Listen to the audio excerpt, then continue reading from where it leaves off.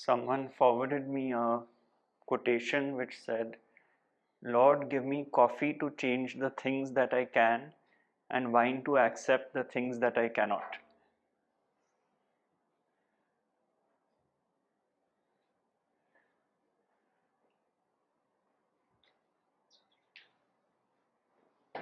So simple.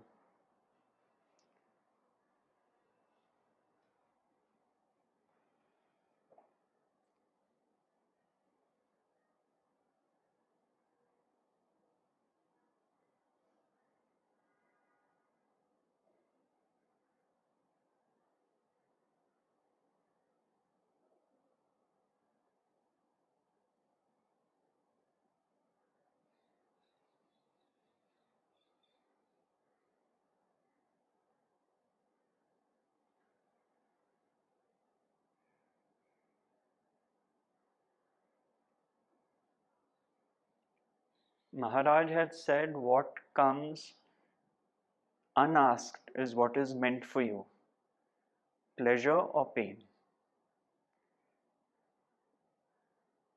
So if it's pleasure which comes our way, there's no problem we have. But when pain comes unasked, it's a big problem.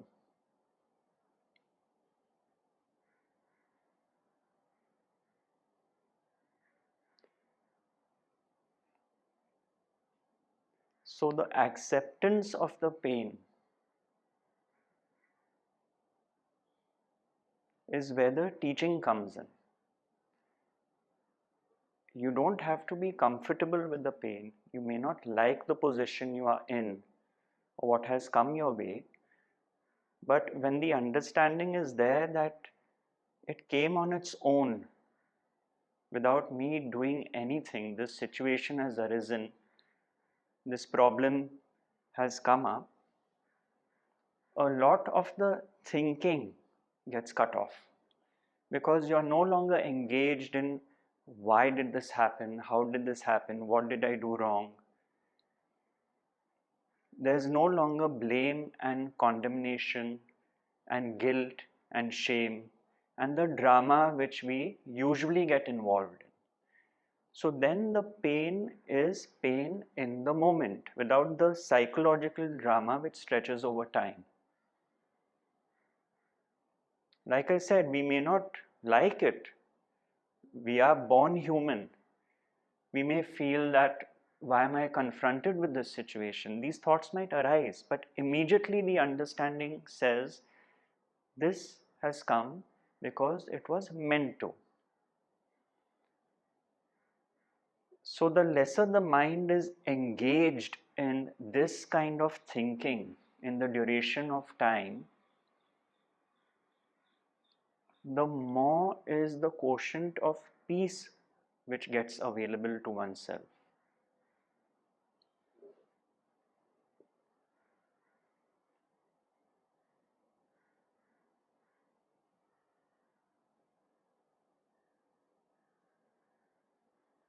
Someone had sent me a mail saying, that the mind can never be at peace. So where's this question of peace of mind? What we are referring to is the peace of the thinking mind, which was always going into a dead past or an imaginary future. And this book is a small book I would recommend for anyone who's seriously interested in the subject. It's called Advaita, Bodha, Deepika, The Flame of Non-Dual Knowledge. Was highly recommended by Ramana Maharshi. So I was very happy to read this intuitive knowing on peace of mind. It's a question and answer dialogue.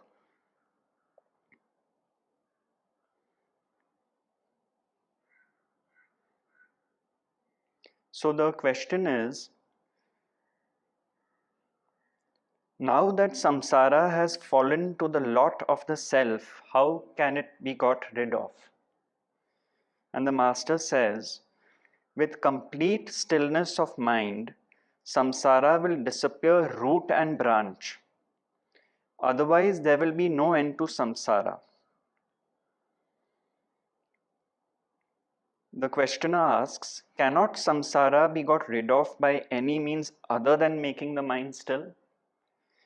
The answer, absolutely by no other means. Neither the Vedas, nor the Shastras, nor austerities, nor karma, nor vows, nor gifts, nor recital of scriptures of mystic formulas and mantras, nor worship, nor anything else can undo the samsara. Only stillness of mind can accomplish the end and nothing else.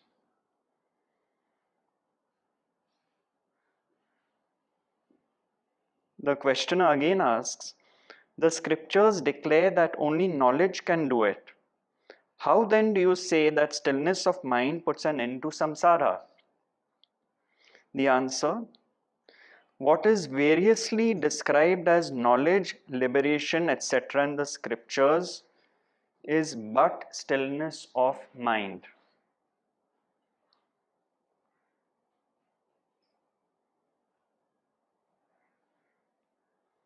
How can the mind be brought to stillness? By dispassion, abandoning all that is dear to oneself. One can, by one's efforts, accomplish the task with ease.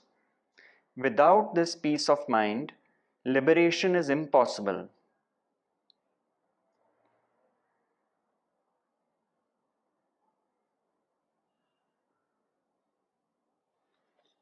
I think that's enough.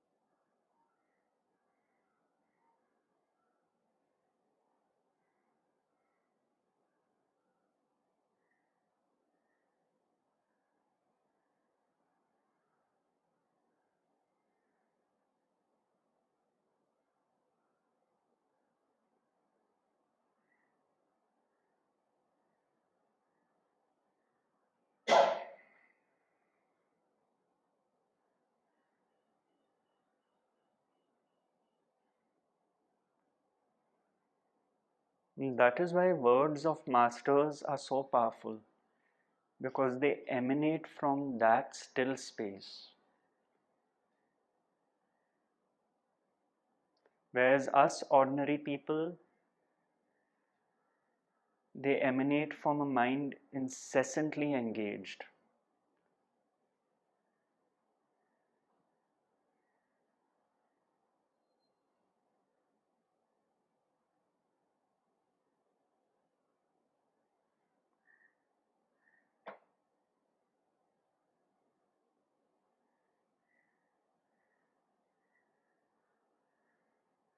Words carry a lot of weight.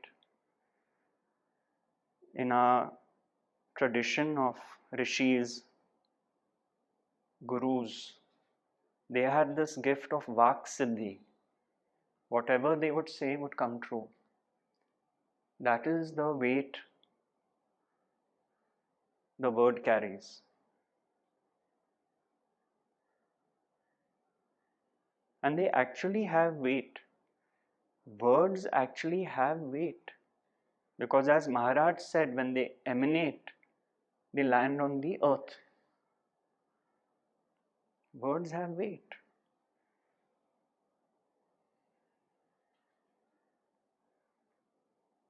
I think there was a community in Scotland where, a spiritual community where the lady, they wanted to grow vegetables, but the land was not conducive to the growth.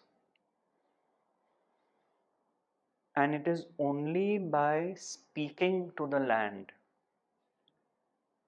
talking to it, this lady was able to grow the biggest vegetables one could see at that part of the world.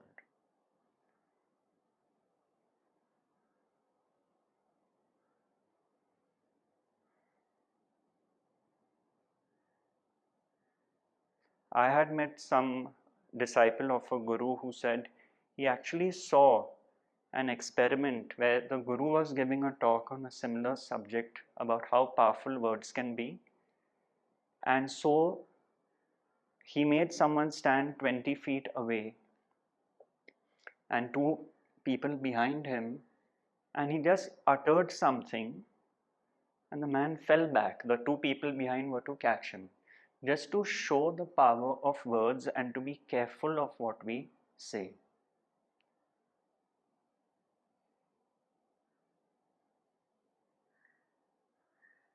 That is why Maharaj would say to criticize anyone or anything is to criticize the affairs of Brahman.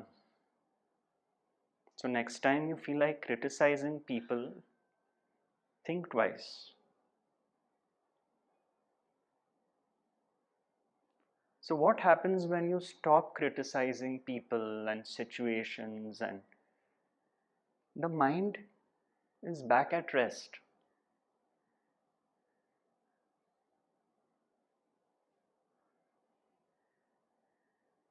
More powerful than words are symbols. Because with words, one still needs to know the language. If I say something in Chinese to you, you're not going to understand me. So there is a process of meditation where we first learn a language from childhood or whenever, and then we understand the words being said. Now, even more powerful than that are symbols, because there you don't need to learn a language. In India, we had the tradition of yantras, which were these geometric symbols.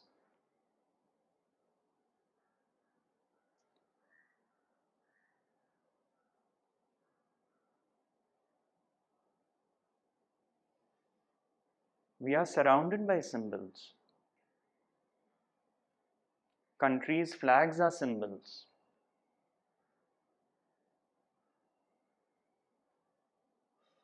Our gods are symbols. Ganpati is a symbol. It is a symbol of the Agnya chakra and the Manipur chakra in synchronicity working. It's a vibration. Angels' wings are symbols. The wings are vibrations of an open heart chakra. You see those vibrations. So it was put in symbol form for everyone to understand. No language is required.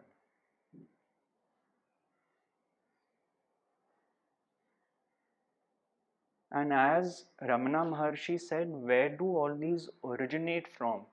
If these are so powerful and they originate from silence and go back into silence, how much more powerful would silence be compared to words which come from there? And what is silence? It's the stillness of the mind.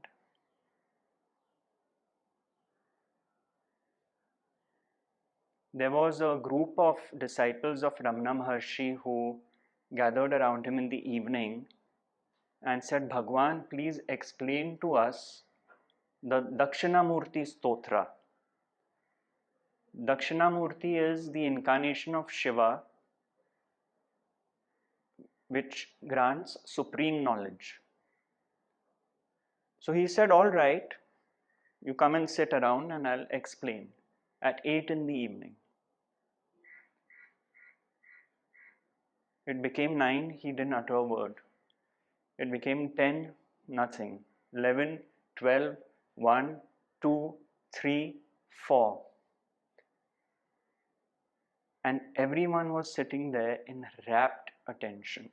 And at 4 o'clock he said, I finished explaining the Dakshinamurthy Stotra. everyone's mind had been stilled for all those hours. That's why Bhagwan is Bhagwan.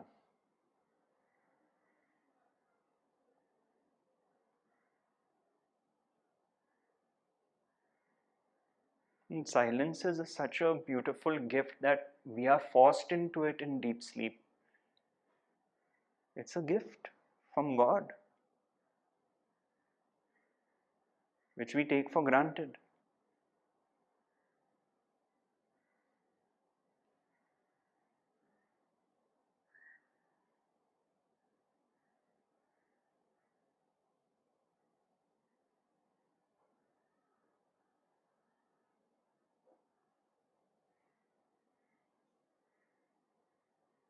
I have a friend who's a practicing alchemist, and he told me his main work is done at 2:30 a.m. till 4:30 a.m. because of the silence.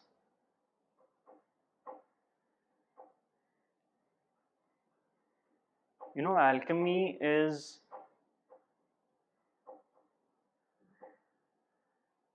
the art of converting base matter into gold. The science of alchemy.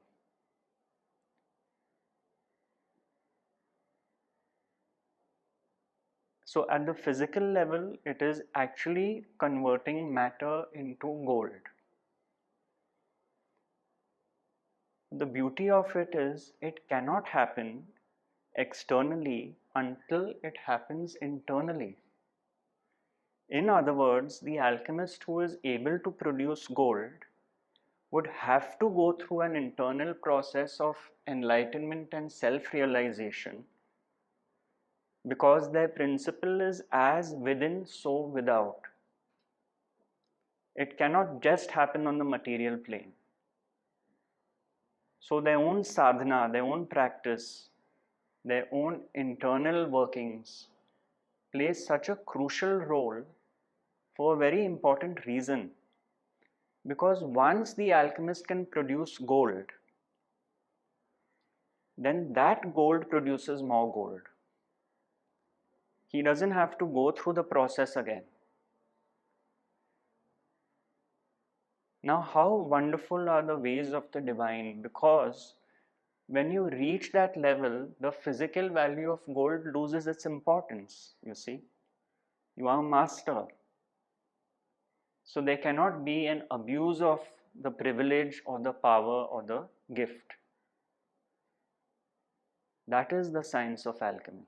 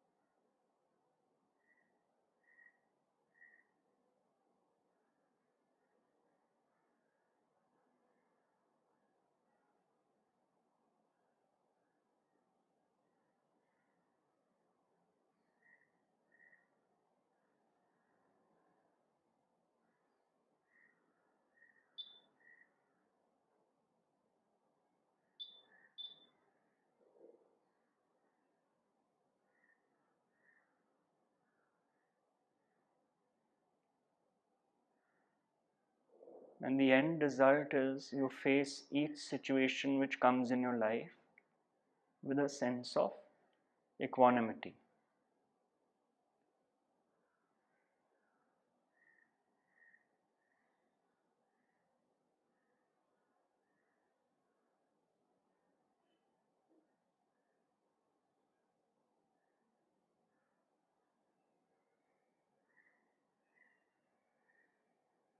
Because life will bring challenges.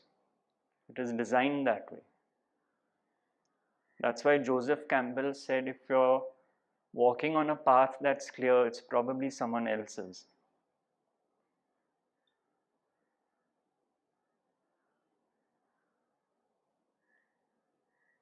Different people have different challenges.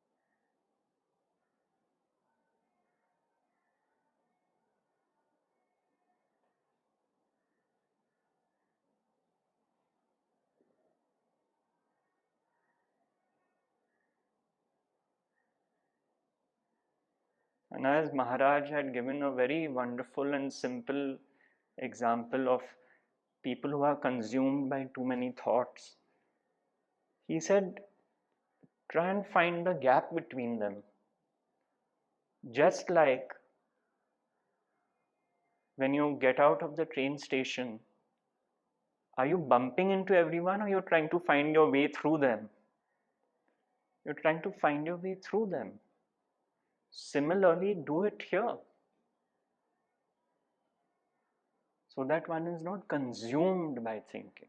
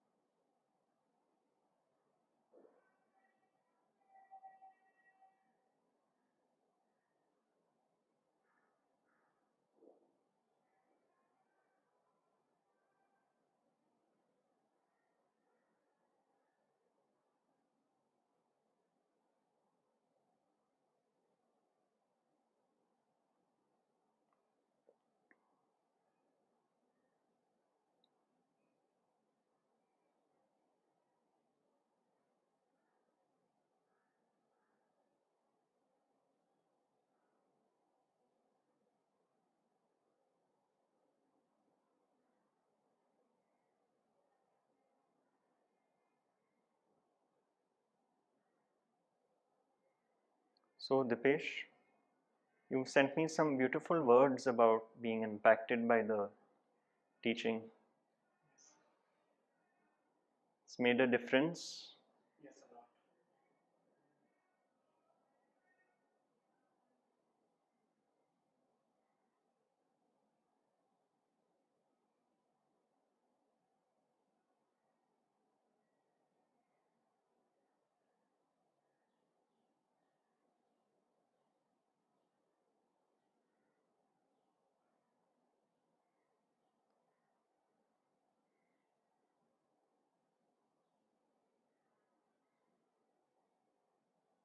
Can you give one example?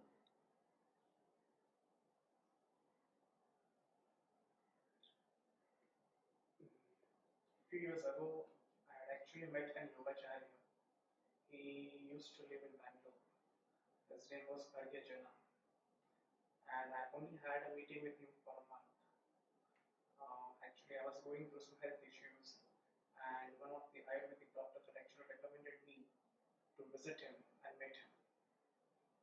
So he is hardly into acquaintance with 100 or 150 people. Most of them do not know. And he used to stay on mountains. And I said that, look, I'm actually a working guy, and I cannot spend a month with him over there on the mountain.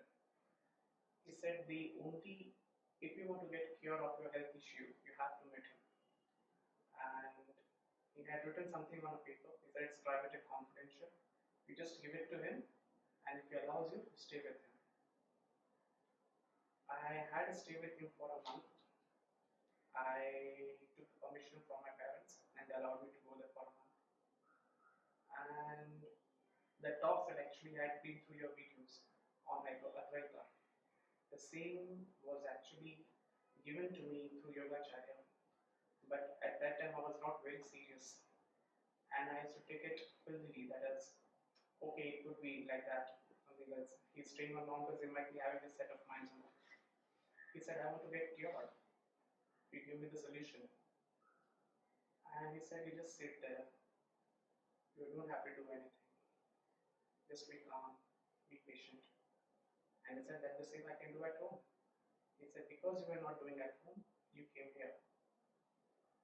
And in the whole month's time, I studied. Actually, I was studying Yogacharya. I was not studying his teachings. And at the end, when the arrival came for me to go back to home, I just asked him, you give me something that I can take it for a lifetime. And he gave me two things. First, he said, you will be meeting lots of people in great masters all through your life who are walking on the path of Advaita. The journey will continue. And second thing, he fractured my ego. He said, you are nothing. And just these two things I took from him while coming back into home. And after that, I met several masters, and even I was going through your videos. And so I just wanted to meet you.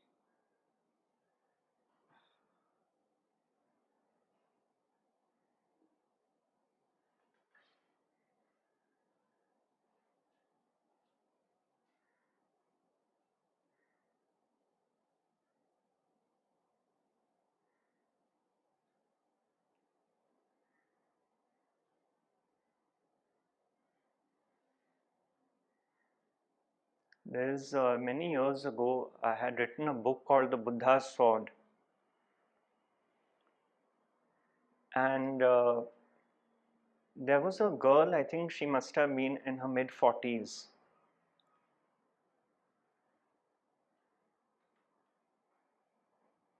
I'm trying to recall what had happened. She was suffering from cancer. And it was quite in the advanced stages, and she came across the book. So she wanted to meet me, but she was not really physically able to. But I met her very briefly at some location in Bandra. I was going somewhere, and just for 5 minutes. And she told me, she said, this teaching, she has realized she had so much resentment in her life against people. She was carrying so much hatred, so much negativity of people doing things to her.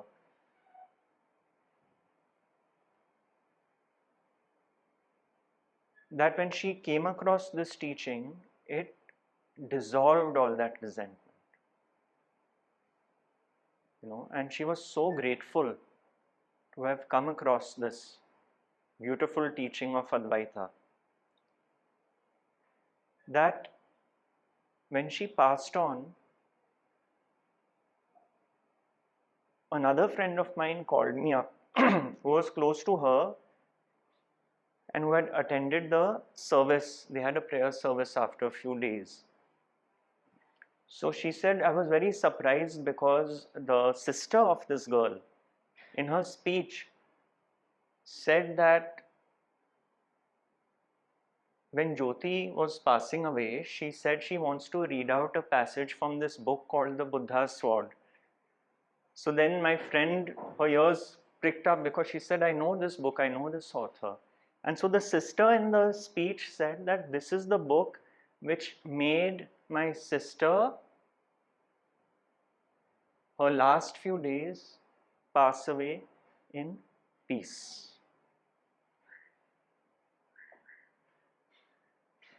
Now, it's such a gift to be at a young age and receive this teaching, because one's life is ahead.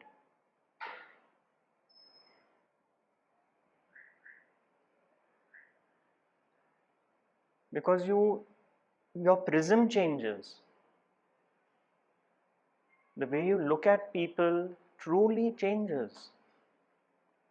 Because you don't look at people as bodies and individuals anymore. The full understanding is there that the same consciousness is flowing through them, which is flowing through you. You may have your preferences, your likes and dislikes. You may like to be with one friend more and not the other, because you two are designed that way.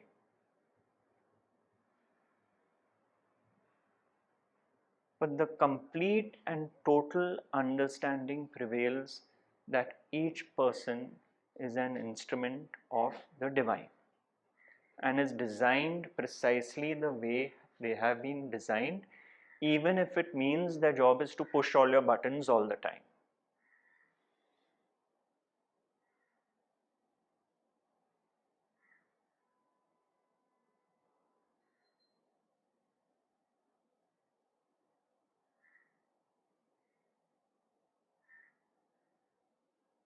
That is why in the Buddha's Sword, my spiritual teacher in the foreword had written that when he was, I think, in hospital, he met a doctor who was at close to 55 or 57. So when he was leaving the hospital, he gifted the doctor one of his books. And the doctor looked at it and said, what is this? And he said, I have written this book. So he said, what is it on? So he said, it's on peace and harmony in daily living. And the doctor said, look, I have not yet retired. I don't want to read this now. I'll read it much later when I'm retired. Not in the destiny. But to come across this whenever one can is really a gift, because it just I really call it slow poison for the thinking mind, because you don't know it. It is only when you look back you realize the change which has happened. In retrospect, you realize your reactions have changed. Your thinking has changed. It is very subtle. When you look back, it is like Ramesh would say, when he would talk about awakening and deliverance, what is the difference? And he said awakening is when you're given your driver's license. Deliverance is when maybe a year or two you're driving in heavy traffic and you feel that, my God, 2 years ago I would have been so scared to drive through this heavy traffic, but now I'm so used to it I didn't even feel it. My mind was at peace. That is deliverance.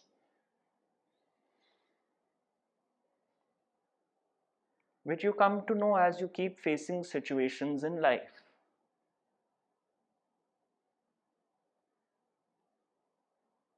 How they are dealt with, what are your thoughts about them, about the people, the situations, the circumstances.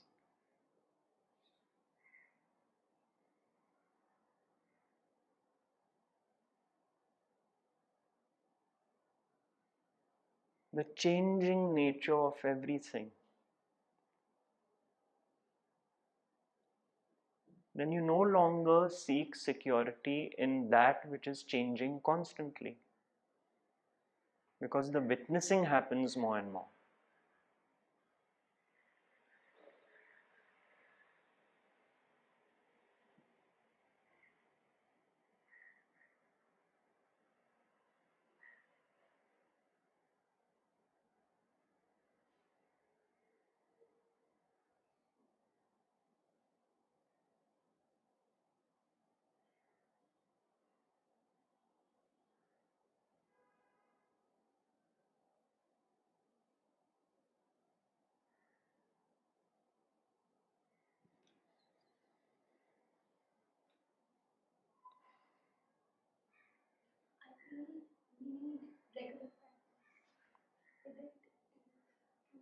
Certainly.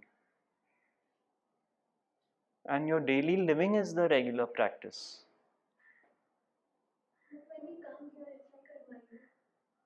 Sure.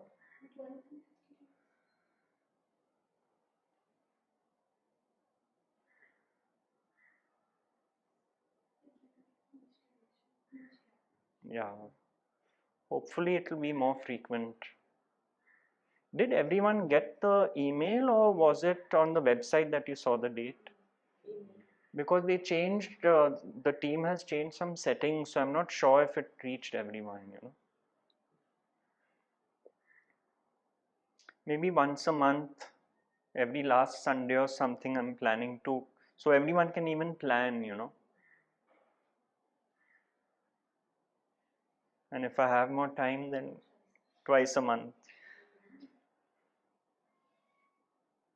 thrice a month, who knows? I have no idea where this is going.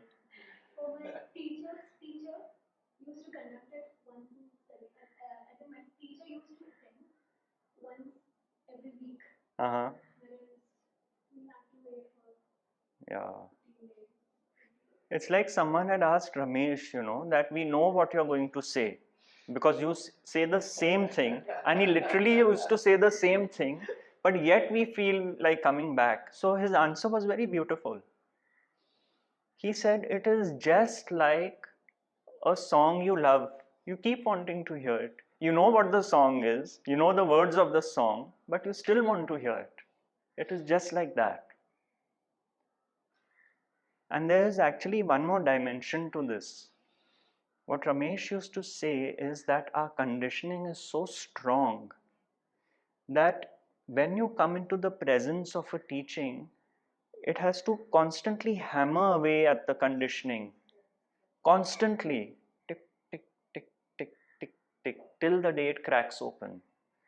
So that is why a regular practice, this is not a physical practice, it is getting together, satsang, right? Plays that role. That is what you mean when the gaps are too long, no, and one goes back to one's old ways. It is exactly that. Now, in his case, he was retired, so he gave talks every day. His Guru Maharaj gave talks twice a day.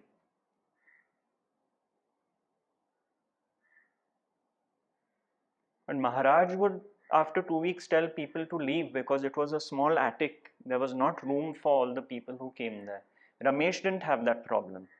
So we used to see foreigners who had moved to Bombay and actually had moved here to attend his daily talks for a span of 1-2 years,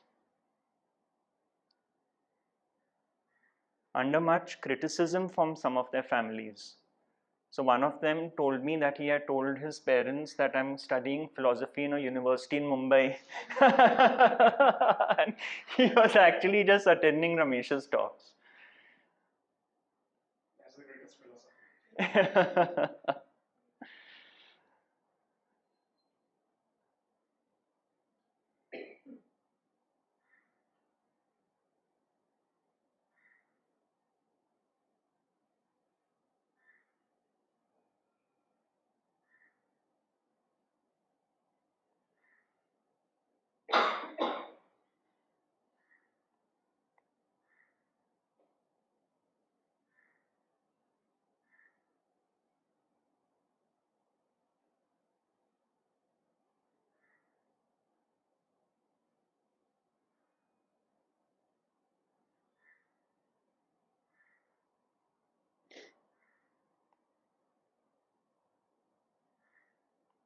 And I too have come across so many masters and mystics and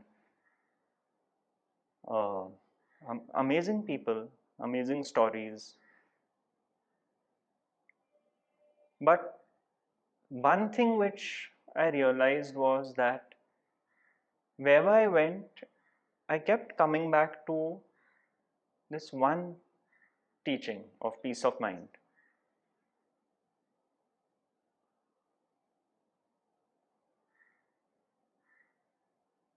So it didn't stop me from going around because it was fun. It's enjoyable also, no? You really enjoy these things. But I kept coming back to this, that living the teaching as a lived experience was very important,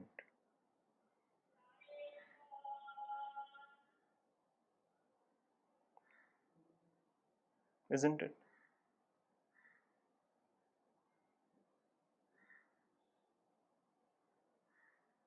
As Maharaj said, that when you're looking for water, what is better, to dig many small wells all over ground or one deep well?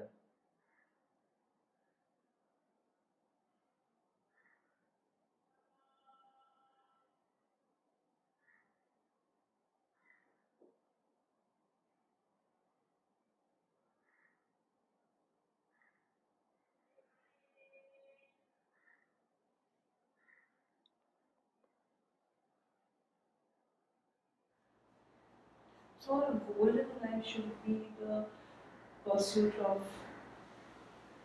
peace of mind, absence of conflict.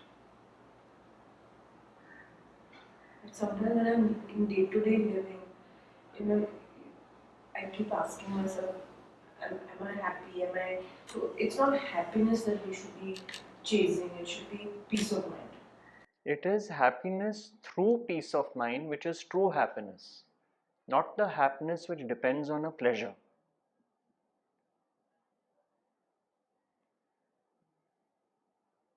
True happiness is the happiness which is not dependent on pleasure, because pleasures come and go.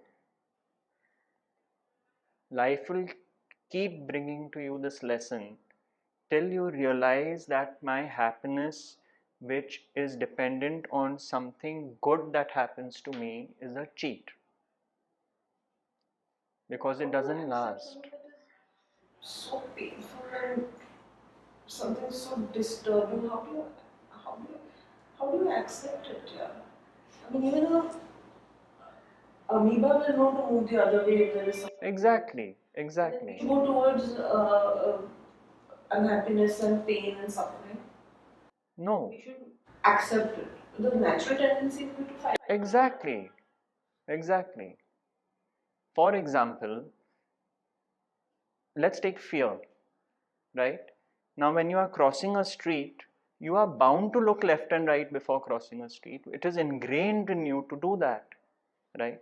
Similarly, in psychological fear, you are bound to avoid a situation if you can, right? But what if a situation comes in front of you which you cannot avoid? What happens? You have no choice. You have no choice. Actually, you have no choice ever, right? It seems you have a choice. But when that situation presents itself, if in the earlier days your whole thing was, I'm waiting for now happiness to come, why did God do this to me, I want to get out of this, I want to escape, that whole dialogue and drama dissolves with the understanding that this was meant to be. You may not like it. But why can't we learn through pleasure? Why does it have to be only suffering and pain that teaches us? Like, why is it designed like that? That you ask the Almighty. Yeah, there should be some learning and pleasure. You know why? You know why? Because suffering is loss. We suffer because we feel we are losing something. Suffering is because of loss. All suffering is because the me feels threatened and diminished. Me and my story is at deep threat. That is why I suffer. Why? What will happen to me? What will happen to me? I will die. No, but my thing is that when I'm having fun and I'm enjoying myself, why am I not learning at that time? Everything says that when you are suffering and you go through pain, you go through loss, then only there is a learning in that. That is what I explained. So only when there is diminution of yourself, then only the learning. Yes. Pleasure, there is no diminution, it is only going up. For the sage is fully aware at the moment of pleasure that this too shall pass. But we are not. The average individual is not. He pins his hopes on pleasures of life. He protects himself thinking nothing will happen to him which he does not like, but life keeps showing him that life is duality. Sometimes pleasure, sometimes pain. Sometimes in a particular phase of your life, much more pain, and sometimes you'll see in someone else's life that at that point there is no pain, but at some other point there is pain. That is why the Buddha said samsara is dukkha. Samsara is dukkha and nirvana is shanti, not happiness. Nirvana is peace. The world is suffering and nirvana is peace, which is the true happiness. Why? Because that happiness does not depend on something happening to you. That is the true happiness of deep sleep. If someone is really suffering and they are told that for 16 hours now, let's say I'm a sage and I say I'm blessing you with the peace of deep sleep for 16 hours, you'll forget all your suffering. Wouldn't you take it? That is the absence of the me. Because in deep sleep there is no you.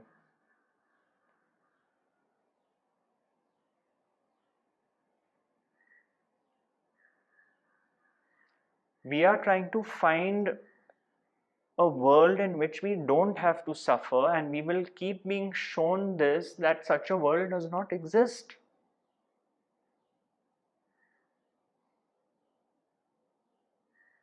Can you have a left and no right? Can you have an up and no down? Can you have a front and no back? Can you have a black and no white? Is it possible? This is the design of duality.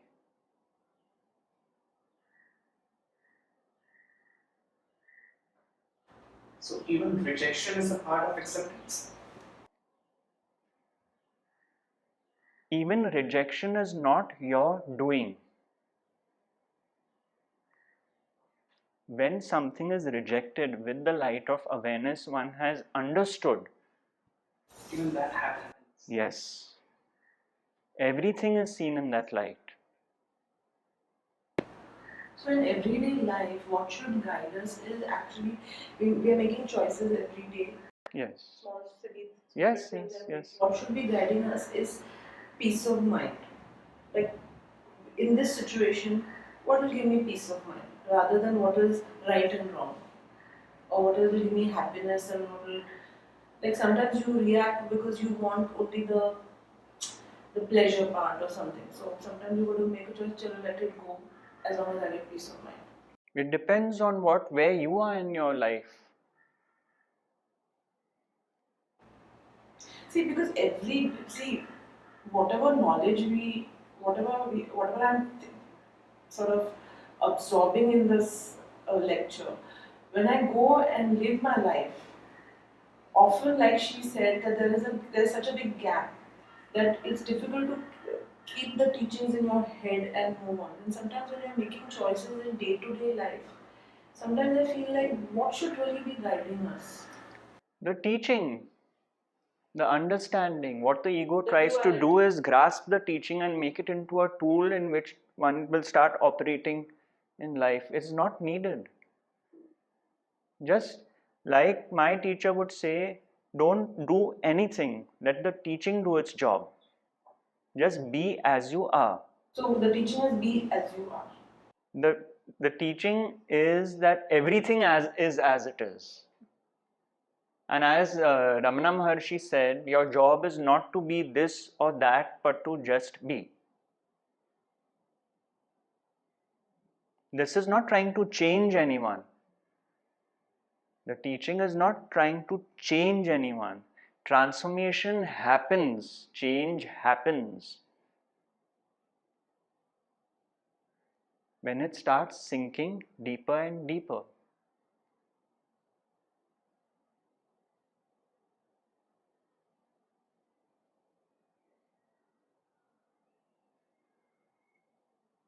As Ramesh would say, when people would come to him and they would tell him that you keep talking about nobody being the doer of their actions,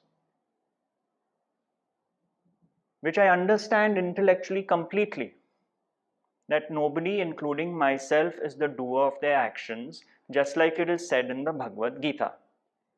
Just as Lord Krishna says, the ego deluded thinks I am the doer. But what do I have to do to have the total understanding that I am not the doer?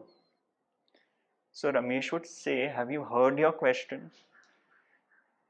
If you are not the doer, your question is, what do I have to do to have the total understanding that I am not the doer? The answer is very simple, nothing.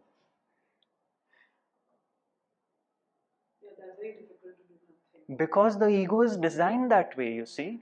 The ego can even capture the teaching of non-doership and use it as a tool.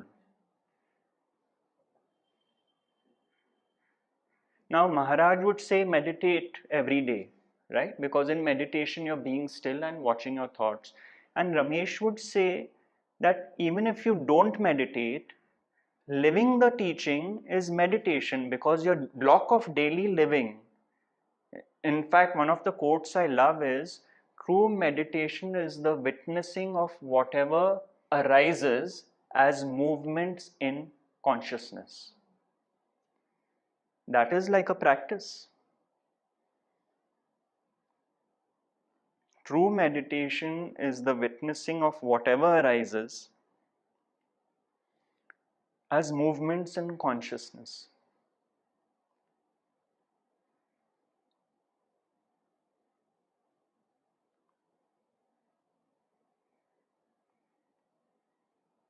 Even if anger arises.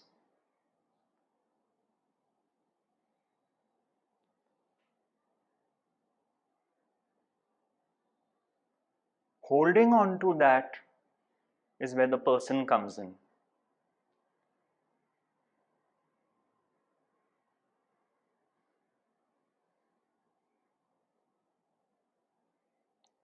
It is like Ramesh would say at times, when he said one time someone in Maharaj's satsang asked a question and Maharaj got very upset and angry. He said, you've been coming to me for so long and you asked me such a stupid question. He was furious. And the man replied saying, but Maharaj, God made me that way. So Maharaj burst out laughing,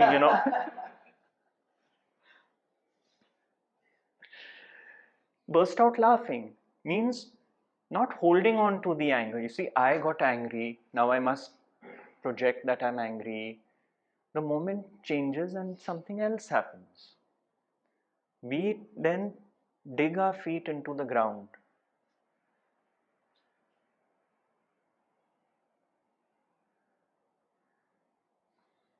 Now Maharaj was in his attic. He had photos of a lot of masters.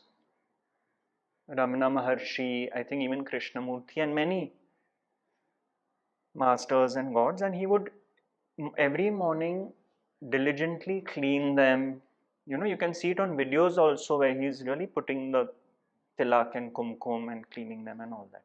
Whose whole teaching was based on the formless consciousness, right? So I used to visit Maharaj's translator called Mullarpattan till the age of 96. He used to stay at Grant Road somewhere. Yeah. So I would go and spend Sunday evenings with him. And he also in his small room had, Krishna's photo and then some master's photographs and Swami Nityananda's photo and whatever, quite a few. So he told me he invited Maharaj home one day and Maharaj came into his room and he looked at all these photographs and Maharaj told him that you are not only coming to me for so many years, but you're my translator, one of my translators. What is all this nonsense you have on the wall? When I'm teaching you that all there is consciousness and, uh, you are prior to the I am and all that. He said, you pull all these out and go to Chowpatty beach and throw them in the sea. And so Mullarpattan, being Mullarpattan, told Maharaj, Maharaj, after you.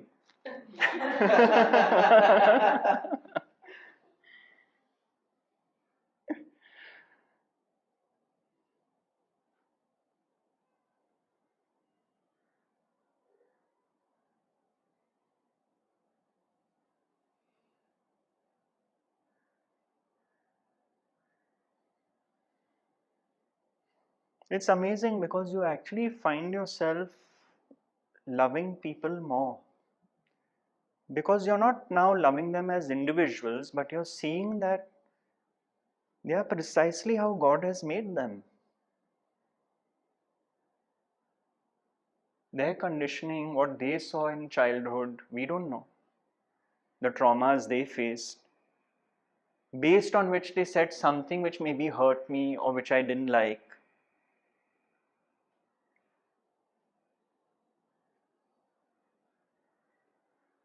When you see that divine quality,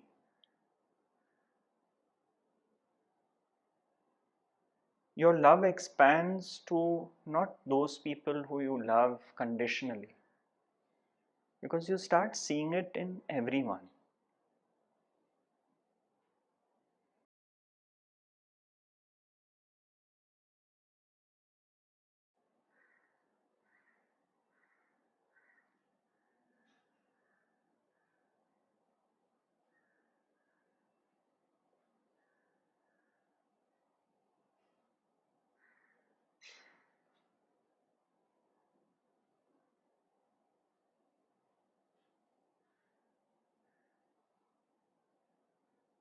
That is what changes.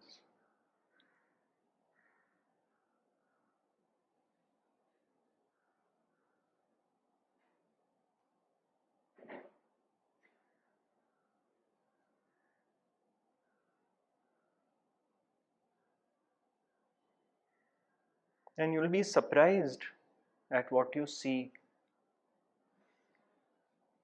Someone who probably a lot of people judge very soon. That this person is obnoxious, this person, has such a big ego. But when you look deeper, like it happened with someone I know, who he ticked off a lot of people. His nature was that. Very abrasive personality, said what he felt like, didn't hold back. But then when I got to know about his parents, the way they treated him, the way they treated each other, I'll tell you something.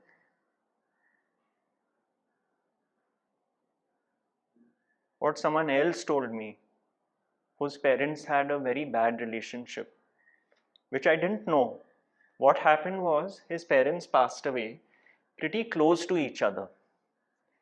And they were married for many years. So my first thought was, I said, if after so many years, your parents passed away so close to each other, they must have really been soulmates. So he said, yes. He said, but they were hate soulmates. So I said, what is that? I've never heard of hate soulmates. He said they hated each other so much all their lives that when one died, there was no one else to hate, so the other died. That is the kind of relationship also people have. Now you tell me, if a child is brought up with that in the environment, are you going to blame that child when that child grows up to be an adult and is carrying so much hardwired conditioning?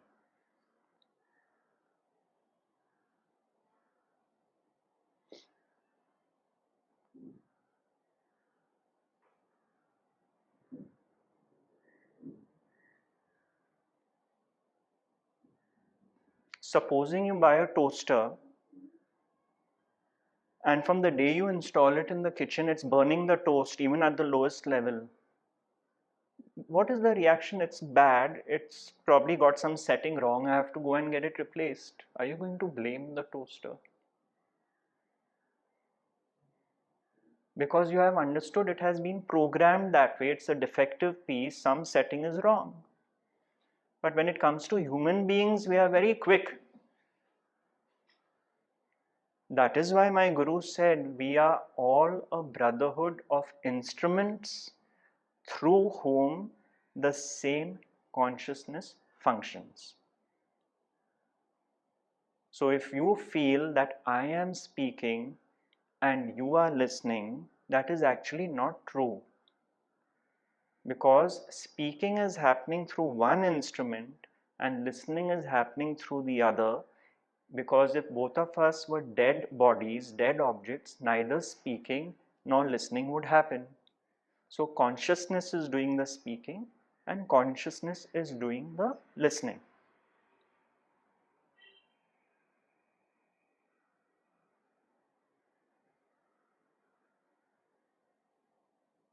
And the speaking and the listening are both arising in your own consciousness.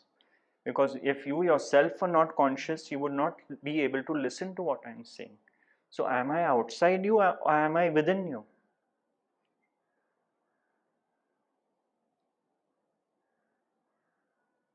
This whole outside inside ka mamla starts dissolving,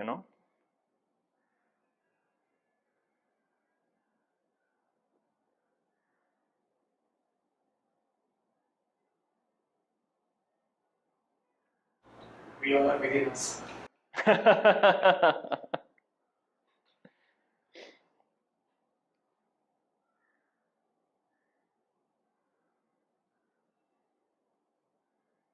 How was your Tiruvannamalai trip, Ananda? Very nice. Yeah. So I actually wanted to take my mother. Mm-hmm. Then my son said he'll also join us.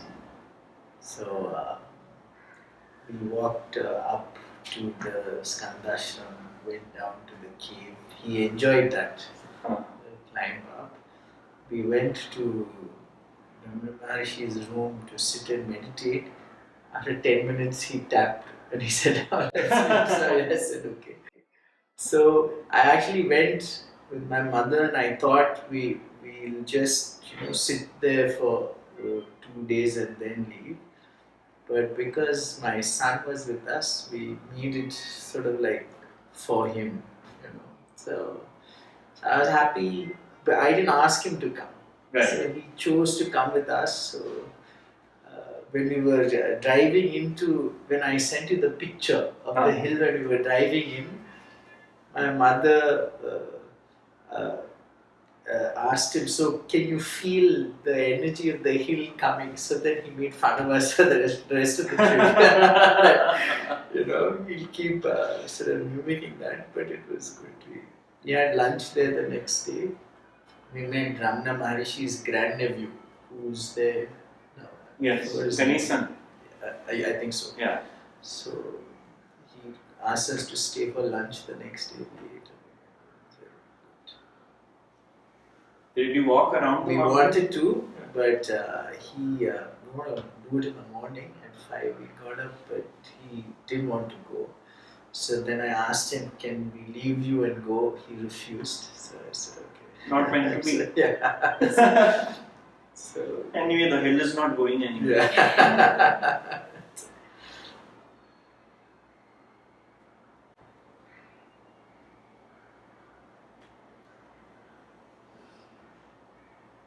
But I remember when I was very young, my mother took me to Ganesh Puri because some guest had come who wanted to go there.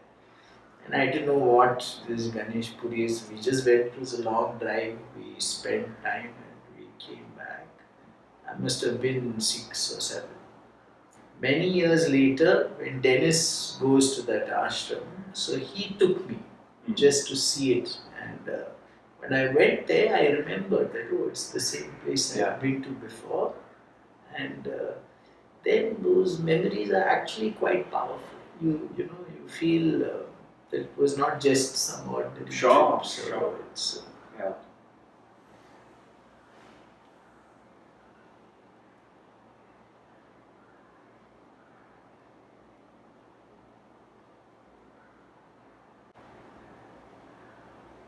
Whenever I come here, I always feel very peaceful and calm. And sometimes I almost feel like going to sleep. So when I should come in the beginning, I should keep telling myself I must sleep better. Every time I come here, I'm feeling sleepy. I must sleep better on Saturday night so that I can come. But I don't think it's really sleep because of sleep deprivation or anything. I think it's just that calmness that comes. It's the mind which is... You just still your mind. And just feel like I want to just lie down. Yeah. Close my eyes. You just got a phone. I've got this one. This is mine. I can just go to sleep. It's the sleep of the thinking mind. Yeah.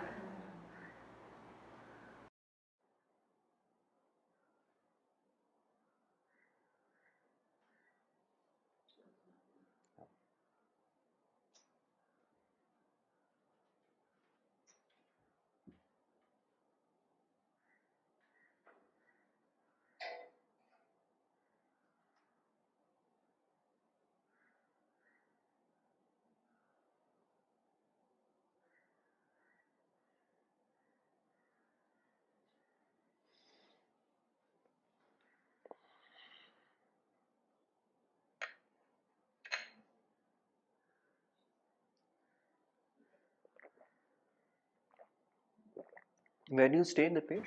Stay in Virat. And what's your name? Sleep. So you all live together? She stays in Dhaka. She's your aunt, you say. So has Dipesh dragged you here or? Huh? She had us to come here in the late in the night at 12. Is it? I messaged her that I'm going tomorrow to Gautam's place. So are you interested to come? She said yes. Now when you step out, she'll tell you whether it was a waste of time or not. I did that with my guru. The first time I went to him, I told my sister, you wasted my Sunday morning. No, she would be ready to come back. You all come from pretty far. Even where do you come from, Roshni? Yeah. No. Yes. You come from quite far, no? Not. No? It's Mumbai. So where is it? Yeah. Where do you come from? I come from Dongville.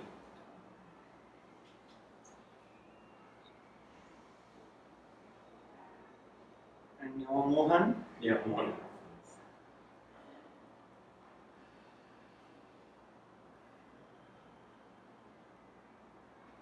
Anuja, how's it going with Prem Puri? Any talks are there? We just got over. I've been invited to Delhi by a group which is into the Chinmaya mission there. Looking forward to it.